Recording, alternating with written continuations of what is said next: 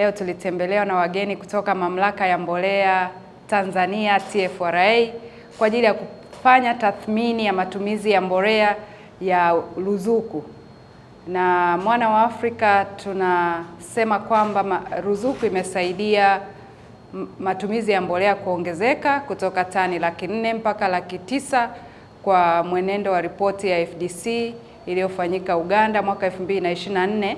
Inaonyesha kwamba matumizi ya mbolea Tanzania yameongezeka kwa kiasi kikubwa, lakini sisi kama Mwana wa Afrika tumenufaika kwa sababu tumeweza kuongeza vituo vya usambazaji, lakini tumeweza kupata faida zaidi tofauti na kipindi ambacho ruzuku haipo. Kwa hiyo wito wetu kwa serikali ni kwamba ruzuku iendelee kuwepo ili tuweze kuendelea kuwahudumia wakulima wetu, kwa sababu mkulima anapopunguziwa bei anaweza sasa kununua mbolea, anaweza kuafodi kununua mbolea hii kwa bei rahisi, lakini pia tija ya kilimo inaongezeka. Kwa hiyo maisha yake yanaboreka, uchumi wake unakuwa na jamii inayomzunguka inapata matokeo chanya. Kwa hiyo tunawashukuru sana wenzetu wa Mamlaka ya Mbolea, lakini zaidi tushukuru wizara kwa kuweka hizi jitihada, lakini tumshukuru pia Rais wa Jamhuri ya Muungano wa Tanzania kuweza kuongeza bajeti ya kilimo kutoka bilioni 250 mpaka kufikia trilioni 1.2.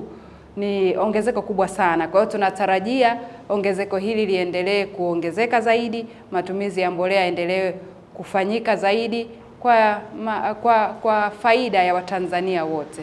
Leo niko hapa Mwana Afrika kwa ajili ya kufanya utafiti au tathmini ya mbolea zilizotolewa katika mpango wa ruzuku kwa hii miaka mitatu. Kama tunavyofahamu, serikali inaongozwa na mama ya awamu ya 6 ilitoa ruzuku ya mbolea kwa miaka mitatu kwa ajili ya kuwasaidia wakulima. Kwa hiyo tumekuja hapa, tuko na watu wa Wizara ya Kilimo ambao tumeambatana nao kwenye hii safari. Lengo kubwa ni kutathmini matumizi ya mbolea na upatikanaji kwa hii miaka mitatu kwa zile mbolea zilizotolewa katika mpango wa ruzuku.